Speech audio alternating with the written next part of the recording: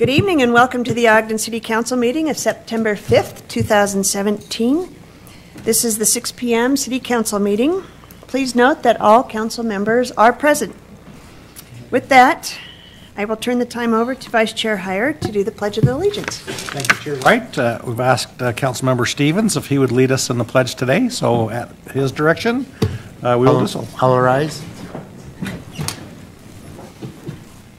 Pledge allegiance to the flag of the United States of America and to the republic for which it stands, one nation, under God, indivisible, with liberty and justice for all. Thank you. Please take a moment of silence with me.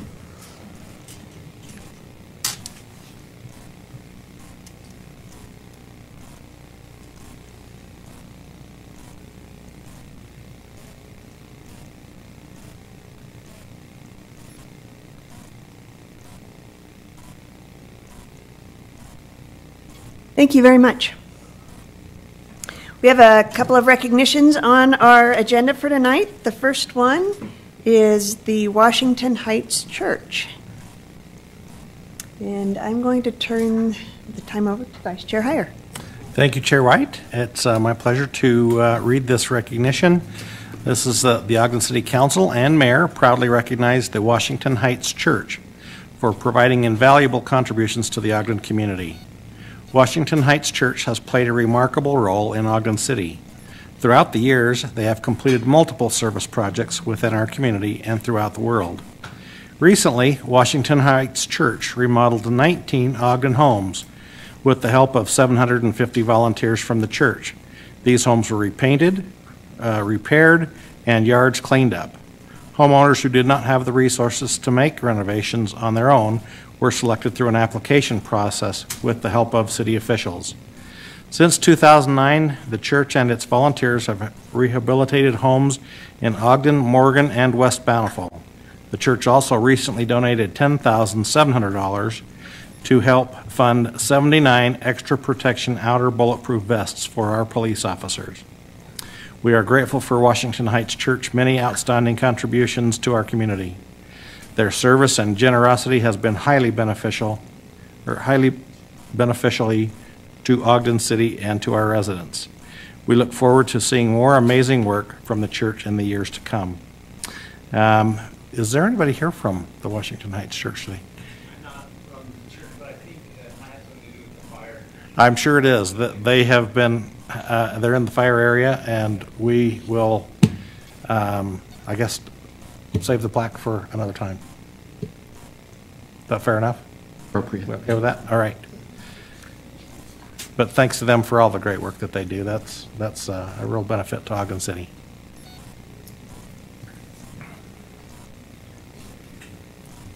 All right, next on the agenda is the Ogden Christian Church. Councilmember Nadolski. Thank you, Chair White. I'm happy to read this recognition tonight. The Ogden City Council and Mayor proudly recognize Ogden Christian Church for providing invaluable contributions to the Ogden community. The Ogden Christian Church is celebrating a 90-year milestone. Formerly known as Ogden Japanese Christian Church, the institution was founded by Japanese immigrants in the early 1900s. Throughout the years, the church has held onto and celebrated its Japanese roots, while continuing to grow and serve those from a variety of cultures and backgrounds.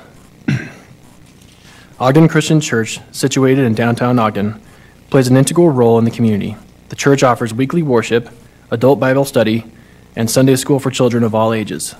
Its members have participated in humanitarian projects with other churches in the area and have provided an invaluable service that has left a lasting impression on our community. We express our sincere gratitude to Ogden Christian Church for being an important part of the fabric of our community. We wish them the best in all future endeavors, and we present this recognition on this 5th day of September 2017. And I believe we have a representative here today to come and accept this.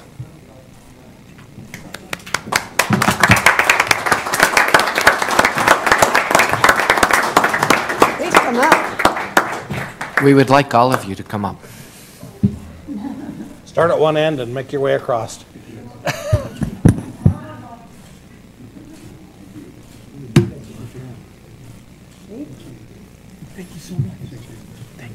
Thank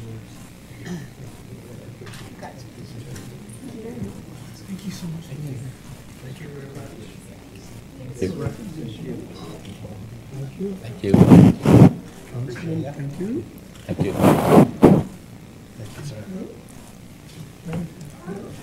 Come on back over here. We're going to take a photo. That was a neat article. Yes, it was. Hey, just a little bit.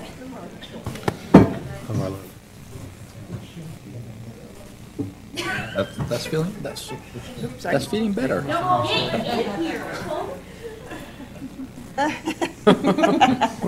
this is our oldest member. He's been a member for 84 years. Here, you ready? 1, 2, 3, and I'll grab a few.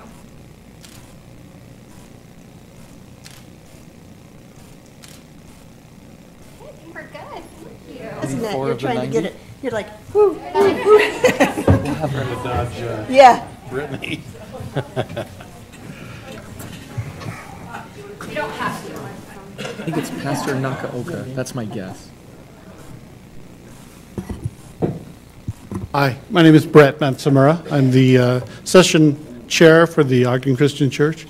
And on behalf of our congregation, we'd like to thank the council for all your support over the years. And we continue to look forward to our ongoing support of the local community around our church, as well as extending our mission beyond the borders of the city. So thank you. Thank you. Thank you. And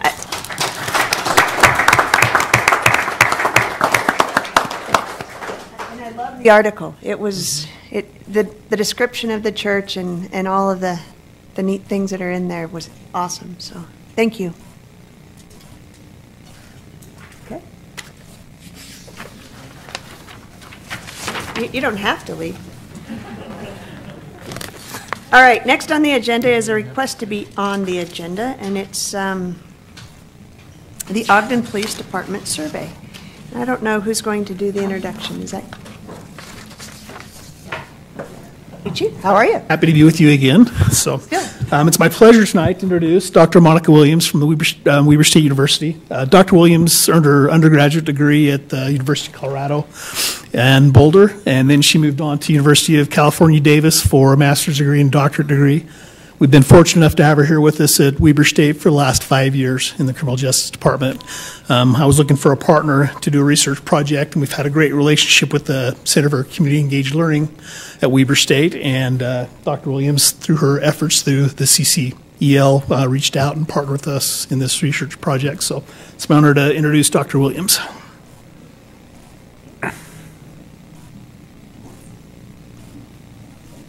Good evening. So as Chief Young said, I'm Dr. Monica Williams, and I'm in the Criminal Justice Department at Weber State. I also work with the Center for Community Engaged Learning, the Community Research Extension, where we have a program that we call the Community Research Team. And that program involves undergraduates in research. So when the police department approached us to work with them on this survey, we employed that team for the survey. So what I'm going to do tonight is give you an overview of the survey, including a little bit about how it was conducted, volunteers, and where we went to ask people questions. And then we'll go through some of the more significant questions and talk about some of the findings in the survey. So I look forward to any questions you have as well. So in 2015, Ogden PD approached us about conducting a survey of public opinion in Ogden. And after going back and forth about survey questions and research design and those sorts of things, we conducted the survey in 2016, so just last year. Most of the surveys were administered between April and October of last year.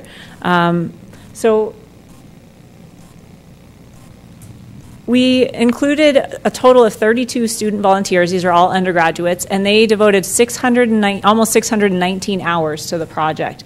So this included essentially going door to door to the neighborhoods that we chose and asking people to take the survey. And people took the survey on both paper and we had iPods and iPads, so whatever was their preference. Some people mailed it in. So we incorporated a lot of undergraduate students in the research. I like to include a few quotes. These are just from students who were involved in the project. I'm not going to stand here and read them all to you. But just to show you the kind of outcomes that come from student involvement in these kinds of experiences. So everybody who was involved, all the students said that they had positive experiences, some negative experiences, but mostly positive experiences, and that it helped them build their communication skills, and they really learned what it meant to go out into the community and find out what people in the community think about an issue in the community. So these are just some quotes from those students, so you can see how meaningful it was to them. The first thing we had to do, aside from creating the survey, was to figure out where we're going to go to ask people these questions. So I know this map is very small, but it's Ogden. I'll zoom in just a minute. What we did is we worked with the police department to identify neighborhoods with various risk levels. So risk levels, we looked at the crime rates, the percentage of households under the poverty level, the percentage of minority populations, and the percentage of households renting their homes. So all of that combined into they created a risk index and kind of rated each area based on that risk index.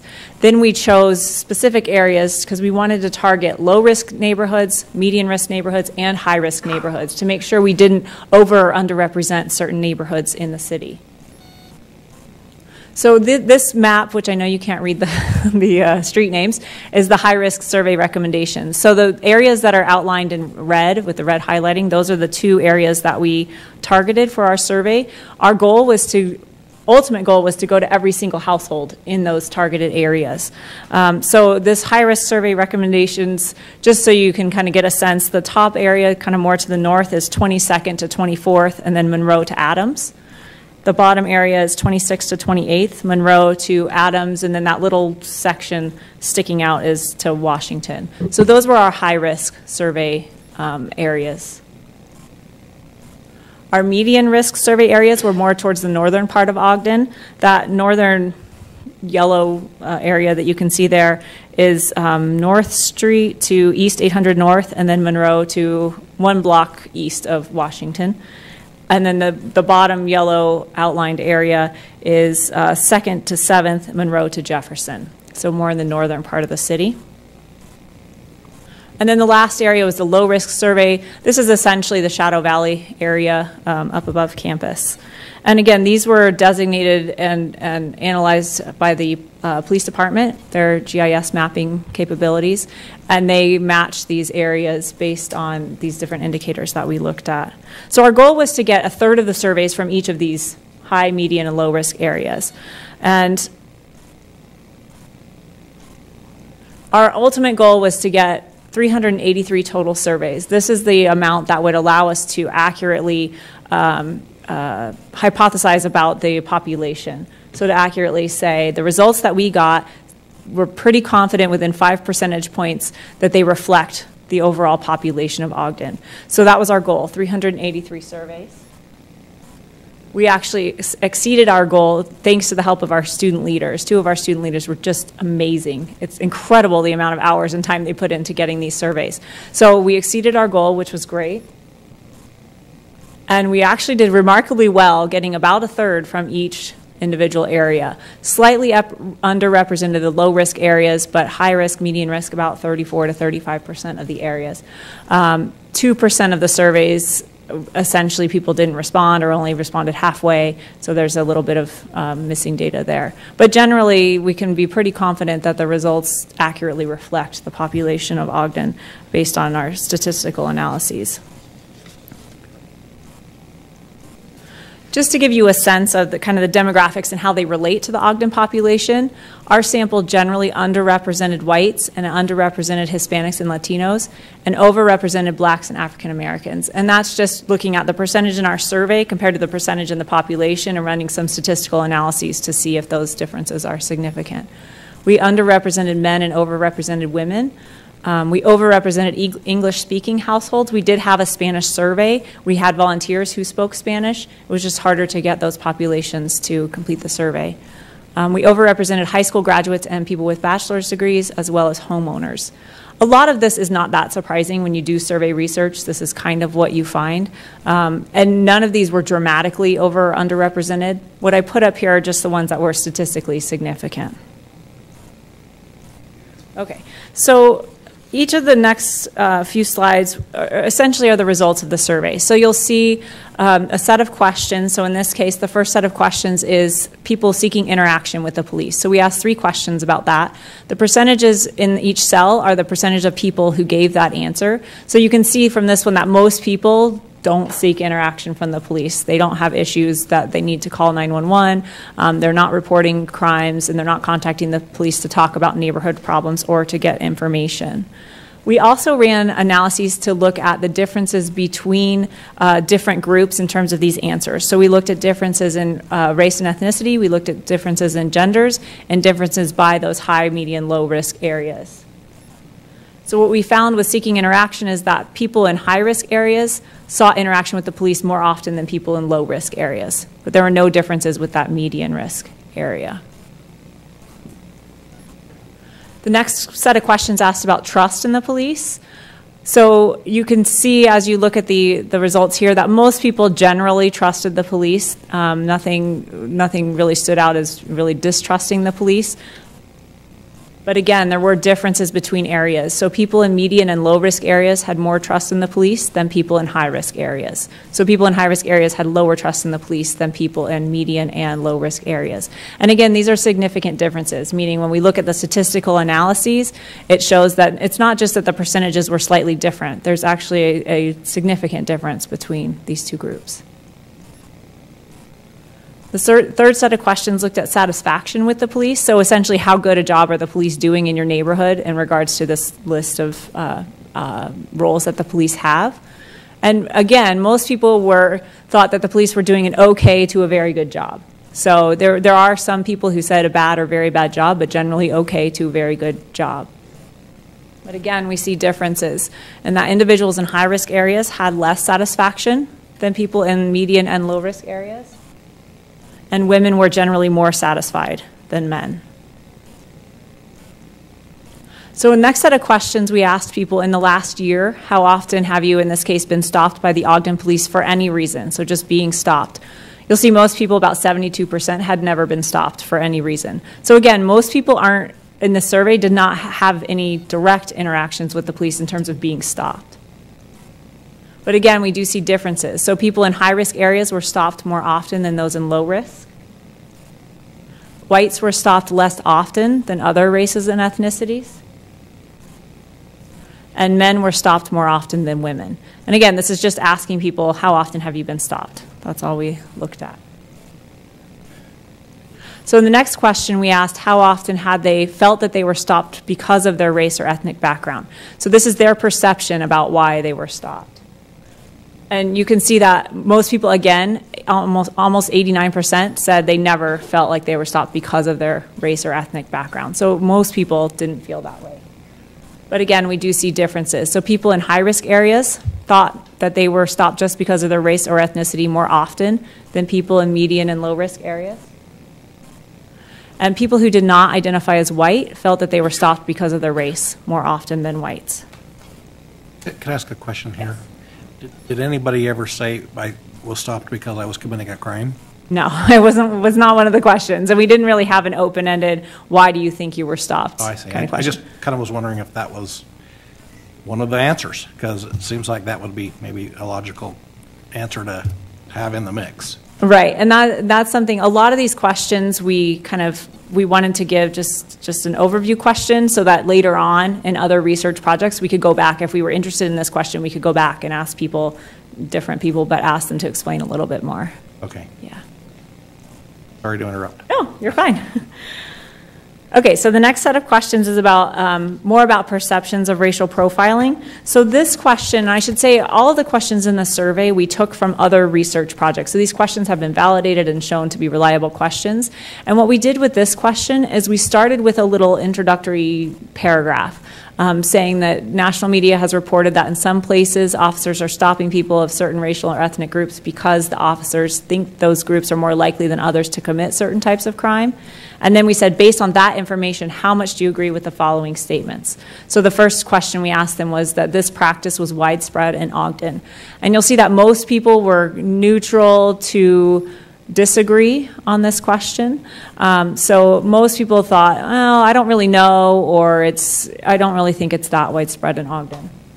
But again, we see differences. So people in high-risk areas were more likely to believe that racial profiling was widespread than people in low-risk areas. No difference between median-risk areas and these other two. And Hispanic and Latino individuals were more likely to believe that racial profiling was widespread in Ogden than people who were white.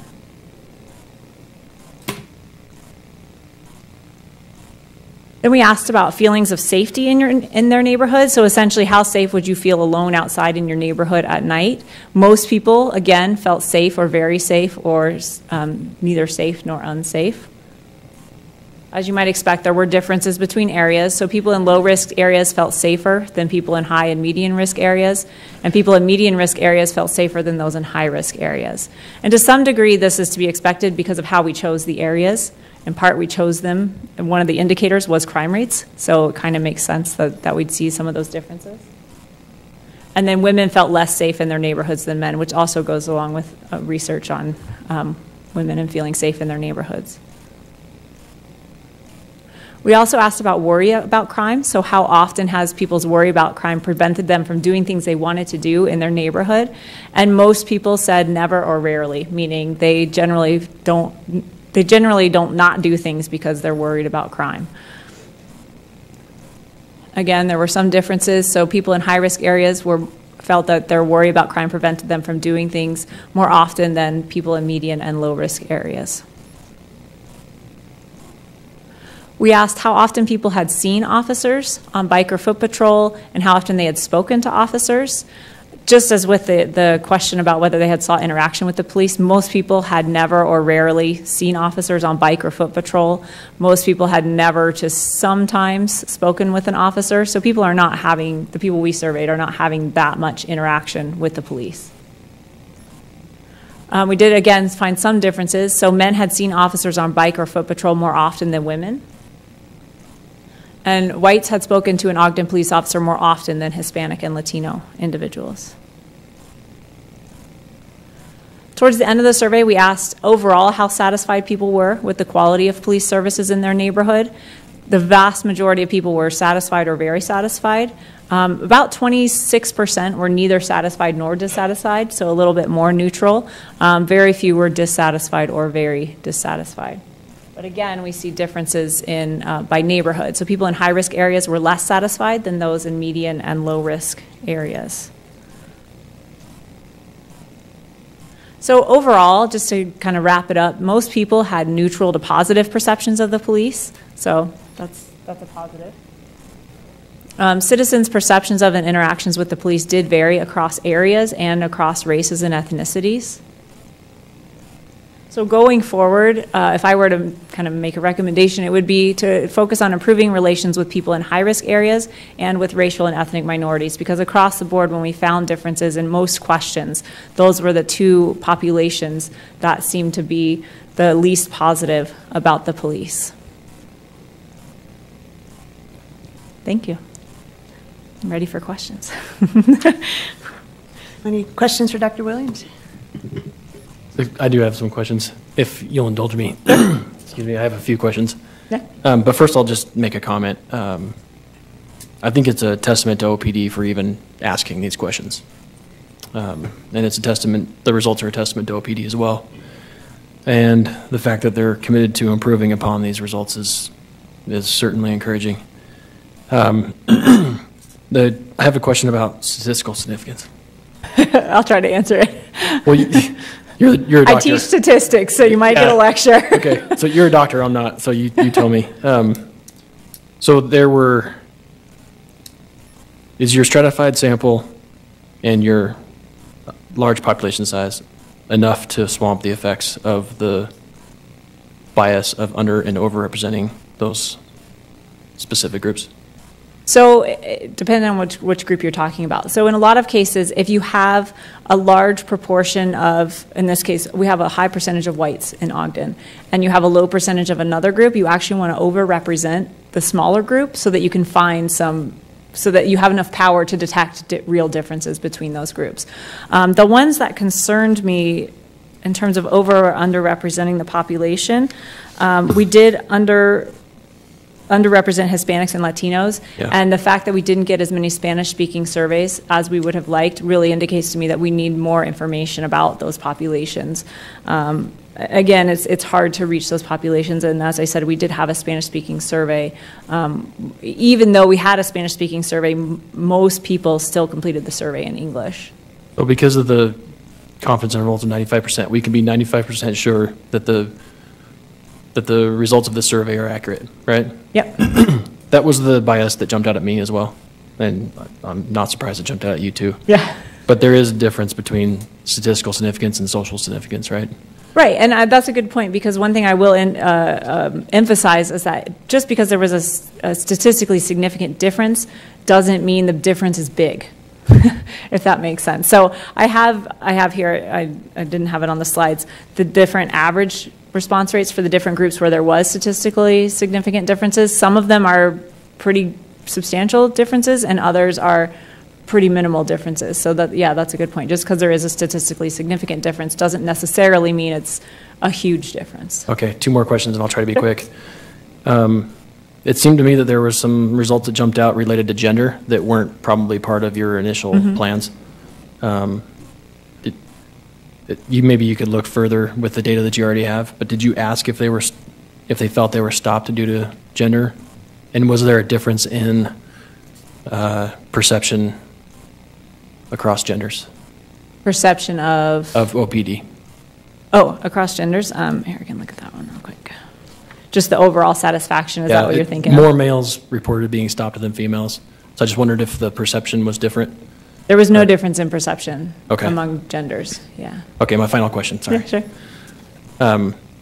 As you created this, and I apologize for the questions, but this is the topic I'm most passionate about, is public safety. As you developed the survey, did you base the questions off of other surveys that were done? And if so, is there a way that we can benchmark where our police department stands versus other departments across the country? To me, with no experience in other surveys, it looks like their favorability ratings are pretty high compared to what I would expect in other departments. Is that? Yeah, so, well, there's 2 parts to that question. One is, yes, we did. Every single question on there, with maybe 1 or 2 exceptions, came from other studies that have been done. That said, we can't use this we can't compare our study to those other studies that have been done, partly because they don't use all the same questions, so we pull them from different places. Also because the sampling method is a little bit different across studies, but we can look at nationally. You get national estimates of confidence in the police and things like that. And actually, our results map pretty good to the national results in the sense of maybe not exact percentages, but people generally are pretty favorable toward the police. Where it breaks down is when you start looking at differences between race and ethnicity. So in that respect, it's pretty similar to the national. So there's some like meta-analyses of all those other cities and data that you can compare to? And that's a good question. So we're like right at or above, somewhere in there? Yeah, so they do, like Gallup does national polls of what people think about the police generally. They don't necessarily use these same exact questions, but just going off of questions about overall satisfaction with the police. This is pretty, and they look at confidence in the police, things like that. This is pretty similar to what we see nationally. Chair White, one more quick question, if you mind. Only one. Sorry. I'm just kidding. Since this survey will be repeated in future years, what would you do different to improve upon it? The biggest thing to me is getting more Hispanic and Latino individuals to respond to the survey. I think that would be the biggest thing. I was really impressed with our students getting the amount of surveys that they did. So I would really focus on getting more input from those populations. Mm-hmm. Sure. My apologies to my peers.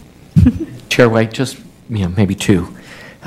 Dr. Williams, thank you for doing this and working with our department to really identify those areas that you felt were important. I think this is a great baseline, for a start for this data. Yeah. I think it'd be wonderful if you have your, statistics students do something like this every year, or your crime students, and invite them to, participate. I love the response of the students who said, they learned from this, and I'm sure some of them went into areas that they've never been into Ogden before, and, as you mentioned, one of the areas that was over evaluated was women, and I'm sure that's because maybe they were home during the day. Yep, exactly. And we didn't have students going out at, times of night that might have a higher risk. And then I also appreciated the reliability of the survey questions that you had made. You based it on questions that were already verified. So the reliability was appreciated because, that's so important as we go out and survey, that you had students do it that had no bias, had no reason to, come up with anything other than to collect data. Right. And so I appreciate that. Thank you. Yeah, I just have a question, I guess, question/comment. So we just went through a work session where the police department laid out a fairly hefty strategic plan. And it seems like maybe there's a few questions that are missing, like, I'm not a researcher, but, more of the police presence. Are you recognizing more police presence in certain areas, like downtown, for instance? Mm-hmm. Will you work with them to modify these questions and going forward? And Sure, yeah. One of the things, it is important to we'd like to keep as many of the original questions as we can, because that's the only way to kind of measure over time. But we can definitely talk about adding more questions. And there were more questions on the survey that I didn't present here. So questions about, let's see, I have the survey here. Questions about I have them. what activities you've seen the police doing in the community. And there were questions about have you or someone had a good or bad experience with the police, and what did that experience look like? So there's definitely more questions to analyze within this survey. Maybe they're in there, and well, the question that you mentioned about have you seen more officers, those questions were not in here. So that's something that we could add to balance. We have to balance the length of the survey with the working with obviously the police department for those. So I was just questioning whether it would be a good question to ask. So. Yeah, definitely.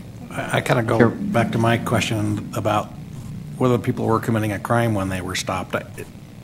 I suspect if I was asked that question, why were you pulled over? I'd have to say, well, because I was speeding. Mm-hmm. That's the way I would answer it, or at least it ought to be a follow-up. Were you pulled over because of this, yes or no? And were you, speeding or violating the law? Right. That's I think an important thing. We want to make sure our police are pulling people over for a legitimate reason, not because of some of their someone's ethnicity or gender. And I don't know how you get the answer to that if you don't ask that question.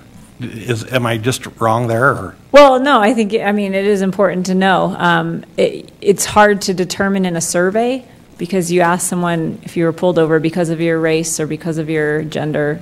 Most people... And I will say that I never speed, so... Yeah, you lie, too. There you have it. And we do have questions, the good and bad experience questions get at that a little bit, that people will say, not necessarily this way, but I was pulled over, I was speeding, but the officer was very polite and respectful and professional, so they report a good experience even though they were pulled over. So it's not always just about you were pulled over because you were committing a crime, therefore you don't like the police. Right. So we do see some of that in the more qualitative data when people explain their experiences. Yeah. One last question. Dr. Williams, we talked about the baseline and the geographical areas.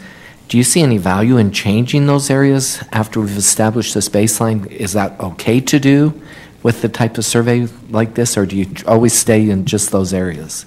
It depends on your goals.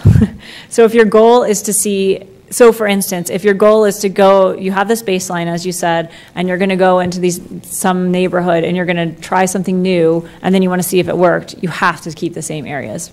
Even though the people are moving in and out, it kind of controls for all the things about an area that could impact people's relations with the police. So I would say if your goal is to compare across time, keeping those areas as similar as possible is really important. That's not to say we couldn't expand to other areas, but you wouldn't be able to say, even though another area might be labeled as high risk in that map, you wouldn't be able to say, well, last time we did this survey, high risk areas thought this, and this time they think this. If you change the area, you don't really, it's not as strong of a comparison. Great. Yeah. Thank you. Mm-hmm. The reason I like the survey it's a third in each of the categories, and I think that pretty well levels the playing field in that aspect there. But in your experience, it seems like that trust and racial profiling. Do you have any recommendations how you could build that within our police department? I know the survey shows a little bit in this that in the higher risk areas that was more prominent than the others. That's a good question. It's kind of a big question. So I would say in terms of building trust within those high-risk areas, is that kind of your question? How do we do that? I would say more positive interactions. So research shows that one negative interaction with the police takes about 3 to 5 positive interactions to offset. So if your only interaction with the police comes in some kind of negative context, you have to have a lot more positive interactions to offset that. So it's not just a one-to-one balance. So the more we can do to facilitate positive interactions between whatever communities we're trying to target and the police, that would be the way that I would go with it. Yeah. Thank you. Chair White, I have a procedural question. I'm told that I've exceeded my 13-question limit tonight. Would you allow one last comment? I just want to tell you I've been involved in some research I'm not very good at. That's why I'm in this seat instead of yours. But I do know that there's a difference between theoretical research and applied, and that your research today is very much applied. And I want you to know that I took keen interest in the results, and I'm gathering that my peers did as well. And so I'd ask that, one, I just want you to know that the work that you've done is very valuable. Thank you. And it's very valued by me and by others. But I also ask that you bring that back to your colleagues and your students. Okay. To impress upon them the importance of the work that's been done and that it will be used. This isn't something that was just presented and put on a shelf. This is important information for our community to know, and it's going to make OPD better and it's going to make Ogden better.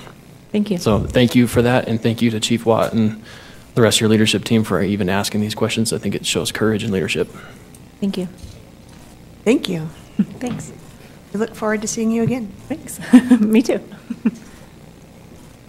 All right. Next on the agenda is Ogden City Arts Committee. It's a common consent item. Chair White, I move that we adopt the item under common consent. Second. Motion by Councilmember Garner, second by Vice Chair Heyer, to adopt the two names to the Ogden City Arts Committee. This is a voice vote. All in favor? Aye. Any opposed? That passes. All right, and next is the approval of minutes, the regular session of December 6th, 2016. Councilmember Stevens. Yes, Madam Chair, they're correct. The joint work session of December 6th, 2016. Councilmember Blair. Yes, thank you, Madam Chair. I have reviewed the joint work session of December 6th, 2016, and found them to be accurate. And the regular session of January 3rd, 2017. Councilmember Garner. Yes, Chair White, I've reviewed those minutes and found them to be correct to the best of my recollection, and I make a motion that we approve these minutes as presented. I second it. We have a motion by Councilmember Garner, second by Councilmember Stevens. This is a voice vote. All in favor? Aye. Any opposed? All right, those pass. Next on the agenda is public comment. This is an opportunity to address the council regarding any concerns or ideas on any topic.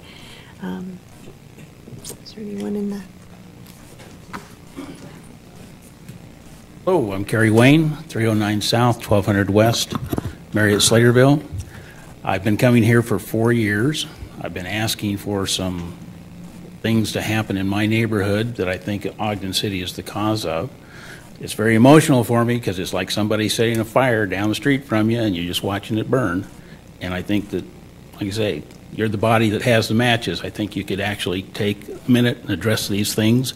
I saw 2 weeks ago you handled food carts in front of churches. That's, to me, that's a solution looking for a problem. I've never seen that happen. Again, last week, Greg brought up civility and land use. I thought, okay, he opened the door. I think I can talk about it. Again, Greg, I like him. He's a really nice guy. He does a nice presentation. I think his heart's in the right place. But again, he's like the gentleman who says, my employer will give you thousands of dollars, will see that you receive thousands of dollars if you just sign up to this. And then later on you find out that he works for the devil and your family was murdered and they had to settle it through a lawsuit. There's your thousands of dollars. I'm not asking for a lot. We had a meeting with Blake Wallen.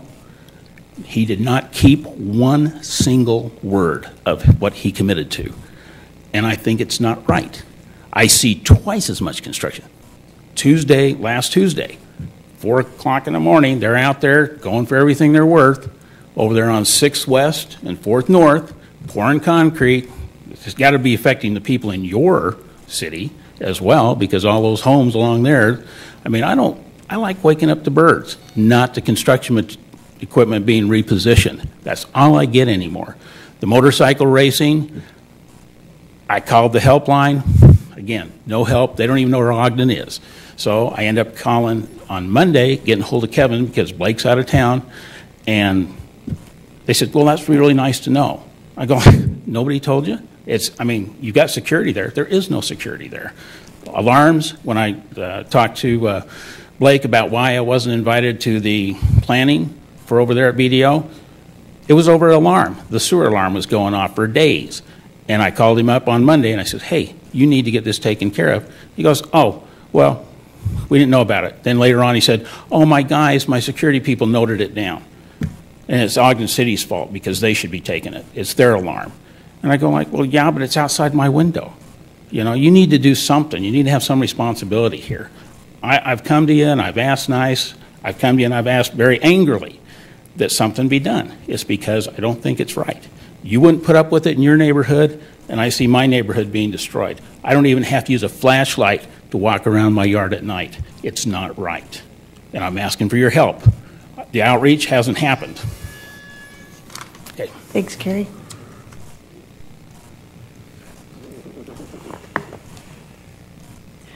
Are we doing communications with the neighbors around the BDO? We are, and Mr. Wayne's had plenty of opportunities to meet with Mark Johnson. He's got Blake Wallen's cell phone. I'm not exactly sure what he's looking for, and my comments when it came to me is that I really do believe the great thing about our democracy is there are forums for people to come and express themselves regardless of how misinformed or offensive they choose to be sometimes. You've come in on a number of different occasions. We've done everything we can to help address that. I don't think it's reasonable to say we're going to flip the power switch at BDO, which would create all your security issues tenfold. We're happy to have conversations, but they need to be reasonable conversations and not threats. I think we've gone out of our way to put you involved in front of as many people as we can, and we're happy to continue to do that. But communication is a two-way street. So you're certainly welcome to call our office, and we're welcome to bring you back in and meet with Blake and do what we can to mitigate it. I think we've made a lot of efforts to mitigate it, regardless of what you come and choose to talk about here, and we've done that with everybody. So you're certainly entitled to your opinion. We appreciate it. I believe that we've done a lot to help mitigate those issues and to keep you informed. Thank you. All right. Comments from the mayor? I would like to express my appreciation for Weber State and for seeing Chief at the back of the room how Ogden City Police Department represents this community. I also think today was a phenomenal example of just how unique public safety is in overall quality of life for everybody. That fire came up and people swept in from 4 different counties. I think they had over 80 firefighters and police. I know our guys were blocking streets and helping assist with that. Had a whole bunch of trucks, brush trucks, everyone else coordinating efforts, so as few people lost homes and experienced that tragedy as possible. But it really does bring home just how unique the sacrifices our public safety people bring to bear every single day to allow us to raise our families, live in a phenomenal place, and to do what we do. So I think today, more than any other, it really does resonate just the unique sacrifices they make and their willingness to put themselves in harm's way to take good care of us. So our appreciation to everybody that chooses to put on a uniform every single day. Comments from the council members? Can I add to the comments, the mayor's comments? I was headed down Highway 89 and was stopped by the the closure to traffic. And as I was turning back, I was headed back for home because I couldn't get to where I needed to go in time. And engine 2 was headed out. And, you're used to seeing emergency responders go back and forth throughout our community, but it's different now that I'm in this role, and recognizing a face or two in that engine, it makes a difference. And it's important that they know that we're thinking about them and praying for them every day, and that we appreciate what they're doing. Thanks.